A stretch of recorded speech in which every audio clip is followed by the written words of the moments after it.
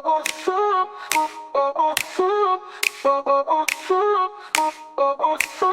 si Maps Mix Vlog.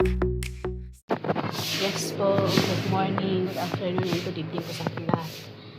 Naglalaga po tayo ng sweet potato.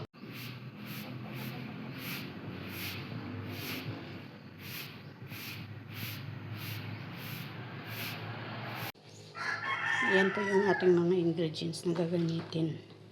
Star margarine, condensed cheese, at sweet potato. Yan lang po.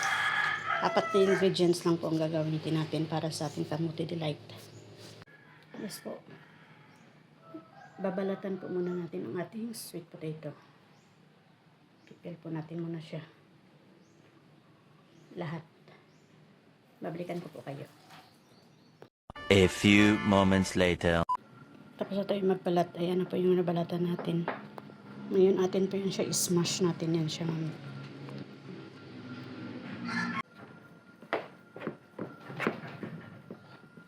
Kung mayroon kayong smasher, pwede nyo gamitan smasher. Kung wala naman, pwede naman tinidor. Malambot naman na din yan.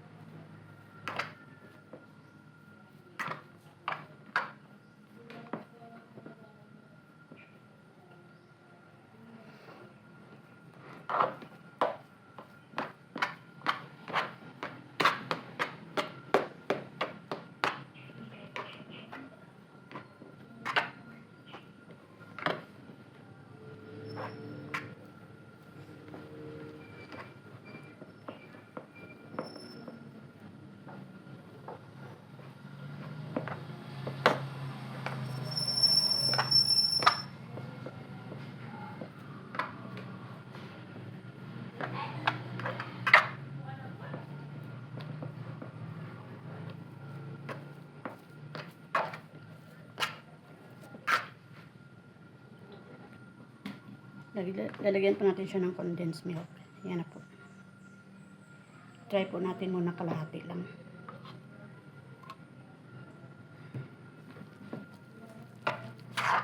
Tansyahan natin yung tamis. Kaya matamis naman dahil yung ating sweet potato.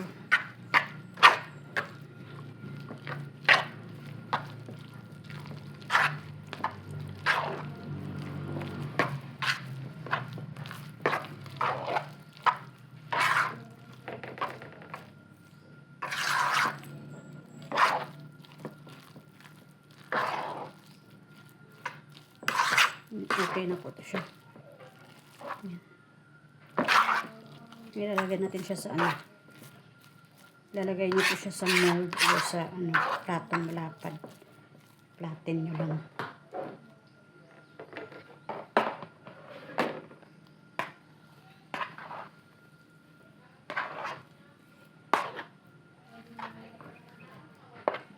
Ito po. Yan. Ganyan. Yan. Ipa-platin po natin yan. Paplatin natin yan siya. Tapos saka natin siya lalagyan ng margarine sa taas. Tsaka dagdag pang lasa din yan. Isa rin to siya sa tawag ito sa dessert na hindi karaniwan nakikita sa mga handaan. Pwede nyo rin to siya may dagdag din sa dessert nyo. Pag mayroon kayong mga handaan, pwede nyo pong gawin. Simple lang naman po. Hindi naman siya masyado magasto kay condensed milk, at saka ano naman yan, margarine, cheese. Optional din naman lang yung cheese. Kung may margarine kayo, okay na rin yun.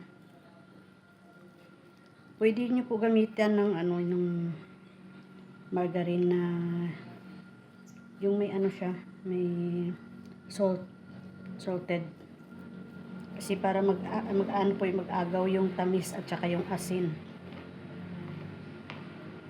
Lasa.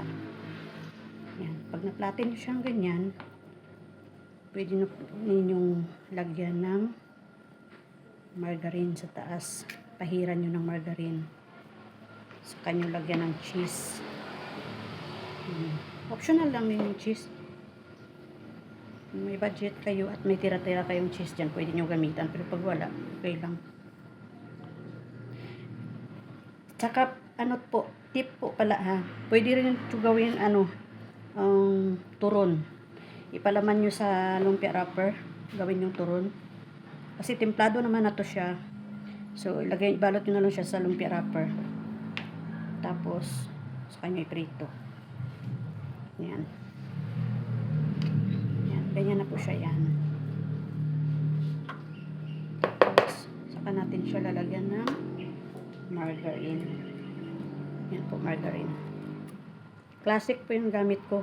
Kasi wala siyang ano. Ito yung available nandito sa amin. Yan.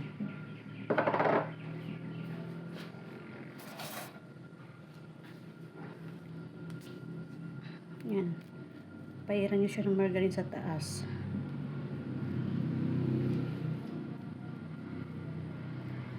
Diba? Madali lang po.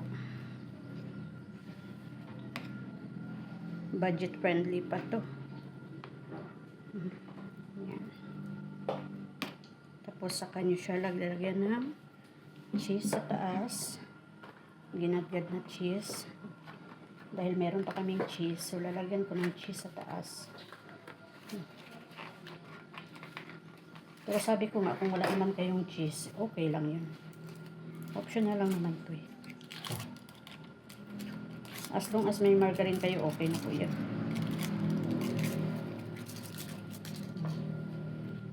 Gagaya pa tayo.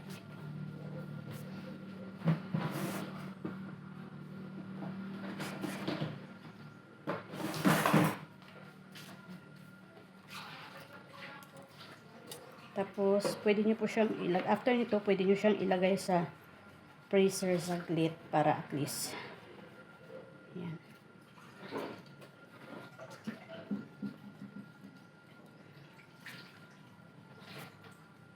Yan.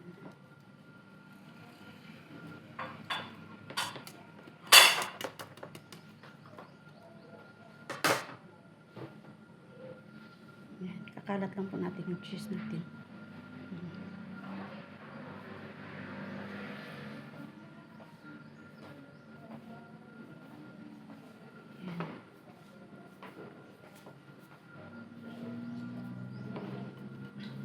Yan po. Done na po yung ating gawa. Yan. Yan po.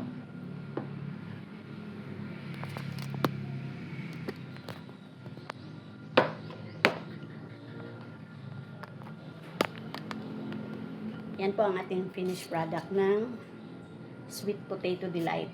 Yan. Yan po siya. So, ngayon, babalutin natin to tapos lagay natin sa freezer saglit para at least magtigas siya ng konti. Yan.